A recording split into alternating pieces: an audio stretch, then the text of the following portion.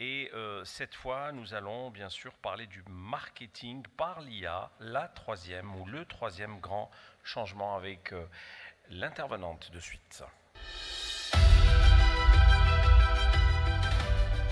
Fatima Al-Meliani, Sal Lead for YouTube Short Google IMIA.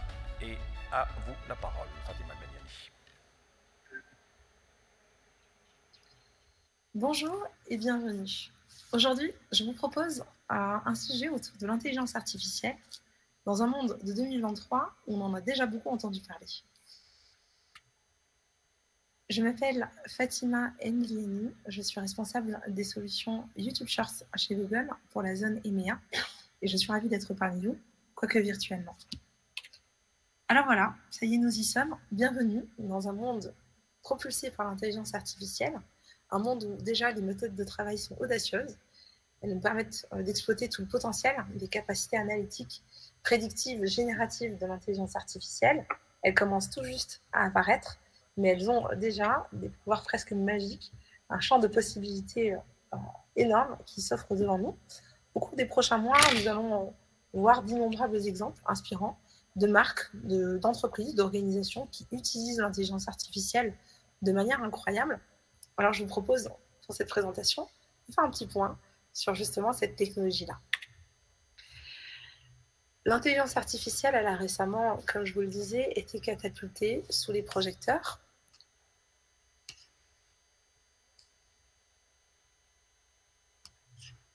Voilà, un grand écran. Elle a récemment été propulsée sous les projecteurs. Les entreprises et les consommateurs réclament de mettre la main sur cette nouvelle technologie. Un énorme changement de plateforme est aussi en cours. On considère chez Google que l'intelligence artificielle est le troisième grand changement. Il y a eu d'abord l'arrivée d'Internet, il y a déjà quelques décennies, puis le passage au mobile, un petit peu plus tard. Les deux ont créé une croissance et des opportunités énormes. Et maintenant, l'intelligence artificielle, un changement qui pourrait être tout aussi important que ces deux premiers, arrive et signifie pour la société, pour les entreprises, mais aussi pour les milliards de personnes qui utilisent les produits chaque jour, un défi d'ingénierie colossal. Tenir cette promesse de l'intelligence artificielle, à la fois côté hardware, mais aussi côté software, eh bien, c'est un défi que Google, en tant que société d'ingénierie, a décidé de relever et puis, depuis déjà une bonne décennie. Alors, retrousser nos manches, créer des produits et des plateformes, c'est ce que nous faisons tous les jours. Nous construisons aujourd'hui l'intelligence artificielle qui propulsera votre entreprise dans une nouvelle phase de croissance et d'opportunités dans le futur. Et pour illustrer que c'est une priorité, peut-être même la priorité la plus importante chez Google, en 2017, Sundar Pichai, le directeur général, le président directeur général de Google, a déclaré que Google est une entreprise basée sur l'intelligence artificielle, AI first, autrement dit, et nous sommes fiers déjà des contributions que nous avons apportées dans l'univers de l'intelligence artificielle. Alors, peut-être pour clarifier un point ici, lorsqu'on parle d'intelligence artificielle, ça n'a de sens que lorsque la technologie, qu'elle soit de Google ou autre, soit combinée à votre expertise. Et donc, toute l'opportunité dans cette nouvelle économie, c'est bien de combiner l'expertise que vous avez et la puissance de cette intelligence artificielle. Tout ceci pour vous aider à générer une croissance et des résultats rentables dès maintenant et pour l'avenir. Google a été un pionnier dans les avancées de l'intelligence artificielle. Ce que vous avez à l'écran ici, que ce soit Transformer, BERT, AlphaFold, T5, Lambda, Palm ou encore Bard, eh bien tout cela, ce sont des composants, des technologies qui sont très vite, dès qu'on les a lancés, devenues très rapidement très techniques. Ce qu'il faut retenir ici à travers cette présentation, et notamment sur cette slide, la chose importante, c'est que ces technologies-là ont révolutionné et continuent de révolutionner la façon dont le langage naturel est traité et compris par les machines. Si on prend l'exemple de Transformer, en 2017, il faut le voir, on peut le considérer comme le grand-parent des modèles d'intelligence artificielle, de langage compris par les machines, qui sont aujourd'hui utilisés. En fait, lorsque vous voyez un T majuscule d'ailleurs, dans un acronyme, pour quelque chose dans l'univers de l'intelligence artificielle, eh bien, il y a fort à parier que ce T signifie transformer. Ces modèles de langage se sont évidemment considérablement améliorés, et tout ceci dans un petit mouchoir de quelques années finalement. Ils se sont combinés à de meilleures données, à une meilleure puissance de calcul aussi, et donc ça ouvre la voie à des avancées que nous faisons aujourd'hui, actuellement, à l'heure où on se parle. Alors, pour vous donner une idée d'à quel point tout ceci s'accélère et la vitesse à laquelle les choses avancent, eh bien, l'échelle des plus gros calculs d'intelligence artificielle que nous faisons aujourd'hui, eh bien, il double tous les 6 mois. Et ça dépasse de loin la loi de Moore. Donc voilà un aperçu de la vitesse à laquelle cette technologie-là arrive sur le marché. Elle arrive à vous en tant qu'utilisateur, mais elle arrive aussi à vous en tant qu'acteur des DSI, des RSSI, pour peut-être les intégrer dans vos systèmes d'information ou dans vos outils. Autre chose d'important à souligner ici, c'est que l'intelligence artificielle, on en parle beaucoup parce qu'elle peut faire beaucoup de choses. En effet, elle peut d'une part analyser, et donc c'est pour ça qu'on parle de puissance de calcul. Elle peut aussi permettre de faire des prédictions. Et enfin, elle peut aussi faire quelque chose de remarquable, générer quelque chose de nouveau, et en particulier du contenu. Et donc, lorsqu'elle génère quelque chose de nouveau, on parle de capacité générative de l'intelligence artificielle. C'est dans le cas où l'intelligence artificielle reçoit une instruction, une commande, par un utilisateur, et elle va créer quelque chose de nouveau en fonction de cette commande. C'est ce qui a été le plus mis à l'honneur très récemment. On a récemment, d'ailleurs chez Google, annoncé le déploiement progressif de Bard aux États-Unis et au Royaume-Uni. Si vous n'avez pas encore expérimenté Bard, il s'agit en fait de l'expérience alimentée par l'intelligence artificielle générative de Google, qui est un collaborateur créatif et utile pour votre quotidien. Je vous invite d'ailleurs à l'essayer par vous-même si vous n'avez pas encore fait l'expérience en vous rendant sur bard.google.com. C'est un collaborateur qui fonctionne en anglais aujourd'hui et qui sera déployé dans plein de langues très prochainement. Alors, des demandes, des instructions typiques que vous pouvez demander à Bard, c'est de vous donner par exemple 6 idées recettes végétariennes riches en protéines, ou alors de vous donner un coup de pouce sur ce fameux roman que vous voulez écrire depuis déjà quelques mois, mais vous êtes confronté à ce syndrome de la page blanche. Vous pouvez aussi lui demander de rédiger une liste d'affaires à emporter avec soi pour ce voyage camping que vous allez faire ce week-end. Ou enfin, vous pouvez lui demander de suggérer les meilleures façons d'initier votre fille à la pêche à la mouche. Après tout, pourquoi pas? Donc l'intelligence artificielle, elle peut vous aider à augmenter votre productivité, à accélérer vos idées et à alimenter votre curiosité. Et ça ouvre déjà un monde des créativités qui est très important. Une chose dont on parlait tout à l'heure, que l'intelligence artificielle fait incroyablement bien, c'est d'analyser et de faire des prédictions. On a parlé de la dimension générative de l'AI, parlons de la dimension analytique et prédictive. Ces dimensions-là, analytiques et prédictives, qui sont propres à l'intelligence artificielle, c'est sa capacité à optimiser le monde qui nous entoure. L'IA, dans ce cas-là, elle est capable de trouver des modèles et des connexions, elle va produire des prédictions en temps réel. Alors, vous pouvez voir des exemples de cela partout, où vous regardez de la suggestion de l'itinéraire le plus écologique, en passant par le trajet le plus rapide, si vous êtes pressé, ou encore en tant qu'acteur dans le marketing digital, par exemple, l'amélioration de l'impact de vos campagnes publicitaires. In fine, et dans tous les cas, chez Google, on pense que le potentiel le plus élevé de l'intelligence artificielle, qu'il soit de type génératif ou de type analytique prédictif, c'est qu'il consiste à aider les gens, qui consiste à aider les personnes, les entreprises et les communautés à ouvrir de nouvelles possibilités pour atteindre leur plein potentiel. Et donc, c'est ce qui est possible lorsque vous combinez à la fois vos connaissances et votre expertise avec la puissance de l'intelligence artificielle. Je vais vous donner des exemples précis, des exemples peut-être parfois anecdotiques, mais qui ont aussi un impact dans le monde réel que nous connaissons. Il y a un champ aujourd'hui de possibilités qui est énorme, mais qui est ouvert, et donc sur lequel on peut aussi être créatif. Un premier exemple, c'est lorsque l'intelligence artificielle nous aide à résoudre des problèmes importants, des problèmes du monde réel, pour les sociétés, pour les gens, mais aussi pour les business. Dans une des applications de l'intelligence artificielle, eh bien, elle nous aide à prédire le chemin que vont emprunter les feux de forêt. Et ça aide notamment les équipes de réponse d'urgence, les pompiers, dans des zones vastes pour lesquelles il est difficile de maîtriser des feux de forêt. L'intelligence artificielle, elle nous aide aussi dans la circulation, le trafic au quotidien, à identifier notamment les croisements et les feux rouges qui peuvent justement être optimisés pour fluidifier le trafic dans les intersections qui sont parfois les plus engorgées. Un autre exemple, dans le domaine de la santé, eh bien, l'intelligence artificielle est capable de reconnaître et d'identifier dans des prescriptions, des ordonnances manuscrites, qui peuvent être difficiles à interpréter ou à déchiffrer pour des patients ou des acteurs du monde de la santé. Eh bien, l'intelligence artificielle est capable de les lire, tout simplement.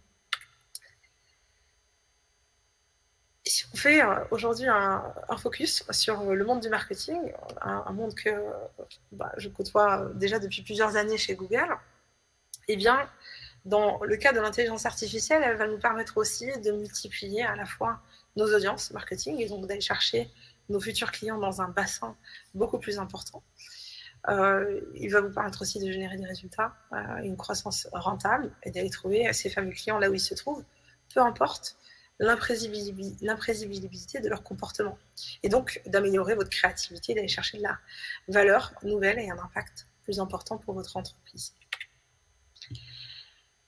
La puissance de l'intelligence artificielle, donc, c'est de délivrer des résultats business et une croissance pour le futur qui soit profonde.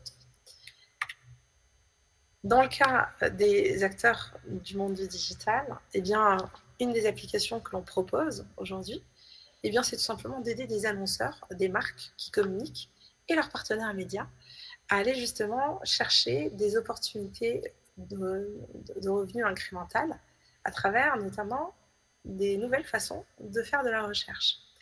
Alors voilà un exemple, une expérience que nous proposons aujourd'hui à nos utilisateurs qui viennent justement enrichir en termes d'incrémentalité le business de nos marques, de nos annonceurs. Dans cet exemple ici, vous avez la combinaison à la fois de la recherche par le texte et de la recherche par l'image. On propose une image au moteur de recherche et on associe à cela une question. Et dans ce cas-ci, précisément, je demande au moteur de recherche, eh bien, si je peux utiliser ces boots pour faire l'ascension du mont Fuji. Et donc, lorsqu'on fait la combinaison de ces deux-là, lorsque le travail humain avec l'intelligence artificielle se combine et se rencontre, eh bien, c'est là qu'on réalise des choses brillantes. Un autre exemple d'application de l'intelligence artificielle, toujours dans le domaine du marketing digital, eh bien, c'est aider les annonceurs à prédire les clients qui vont être ce qu'on appelle les top spenders, c'est-à-dire ceux qui vont apporter le plus de valeur en termes de chiffre d'affaires. Et donc, ce que ça met en avant lorsqu'on utilise de l'intelligence artificielle, eh bien, c'est qu'on remet en surface de la donnée. Et cette donnée-là, elle nous permet justement d'aller chercher des opportunités de performance nouvelles pour justement multiplier cette base de clientèle dont on sait qu'elle est fortement contributrice au chiffre d'affaires. Alors, en conclusion, peut-être, et évidemment, je vous ai mis quelques données chiffrées ici pour vous donner une idée, ce sont les résultats d'une étude McKinsey qui a examiné les effets de l'intelligence artificielle sur le marketing. Et ce qu'on constate, c'est que 70% des entreprises qui ont adopté l'intelligence artificielle, eh bien, elles ont vu leurs revenus augmenter. Et près d'un tiers ont déjà constaté des réductions de coûts. Donc l'intelligence artificielle, c'est de meilleurs revenus, plus de chiffre d'affaires, de l'incrémentalité dans le business, et puis surtout c'est de la cost efficiency, donc de la réduction de coûts et de l'efficacité sur la dépense. Et là encore, nous n'en sommes qu'au début, mais on constate déjà un impact important avec les marques, notamment avec lesquelles je travaille à titre personnel. Donc on va peut-être conclure sur l'intelligence artificielle et comment devenir une organisation AI first. La première chose, c'est que ça commence par vous. L'élément clé de l'équation, c'est vous, acteurs du digital, vous, acteurs des systèmes d'information au sein de votre organisation. L'intelligence artificielle, elle apprend de votre travail et vous apprenez de l'intelligence artificielle. L'un des plus grands obstacles à l'utilisation efficace de l'IA dans votre travail, c'est ce qu'on appelle la pensée héritée. Vous assimilez les contrôles manuels à l'idée d'un plus grand contrôle, par exemple. Il est maintenant presque impossible de changer de vitesse manuellement assez rapidement pour suivre les consommateurs et le rythme du marché.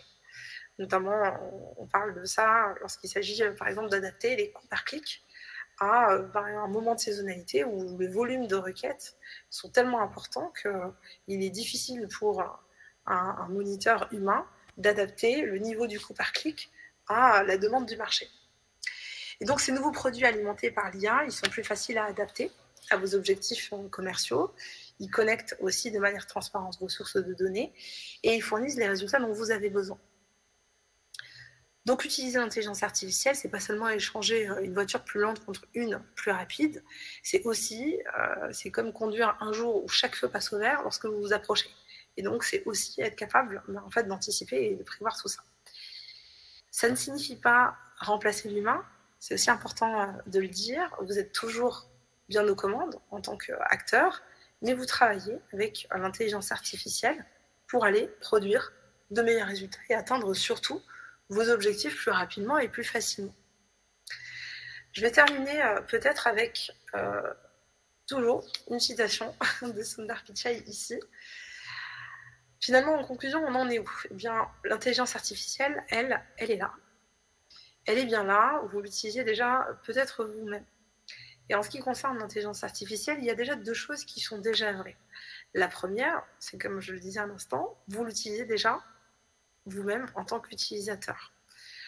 Et puis la seconde, c'est que vous pouvez probablement en faire déjà beaucoup plus.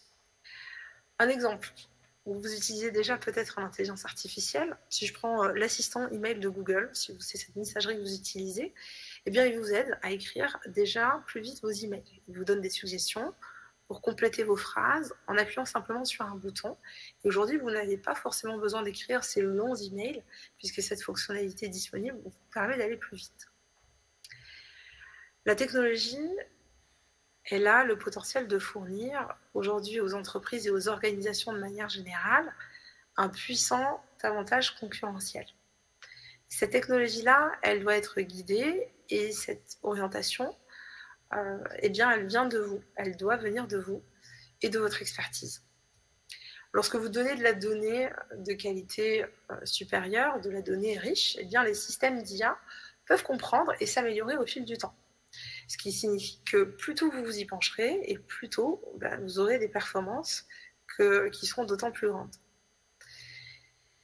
Enfin, un point aussi important, et c'est aussi la raison pour laquelle j'ai voulu évoquer ce sujet avec vous dans le cadre du CTO Forum, l'optimisation de l'intelligence artificielle, elle est appelée à devenir une discipline à part entière.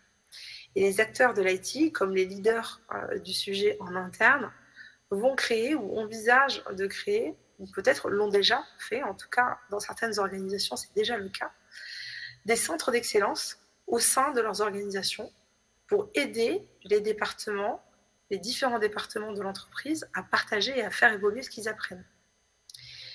Les utilisateurs, qui soient internes ou vos clients en externe, ils consomment déjà la technologie et leurs attentes, elles augmentent rapidement. Donc, ils veulent leur réponse plus rapidement, de manière instantanée. Et vous, en tant que DSI ou RSSI, eh bien, vous avez un rôle majeur d'accompagnement à jouer dans ce grand virage. Voilà, les technologies d'intelligence artificielle, elles sont là. On a beaucoup parlé de celles de Google aujourd'hui.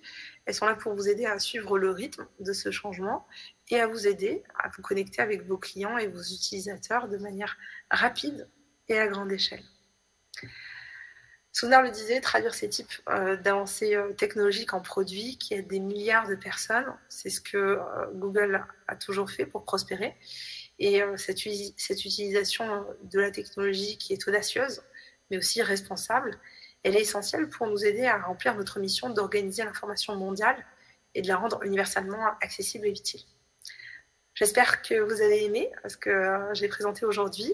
Je suis impatiente de voir comment le marché algérien va se développer autour de cela. Et j'espère vous retrouver très vite pour de nouveaux sujets. Très belle journée à vous.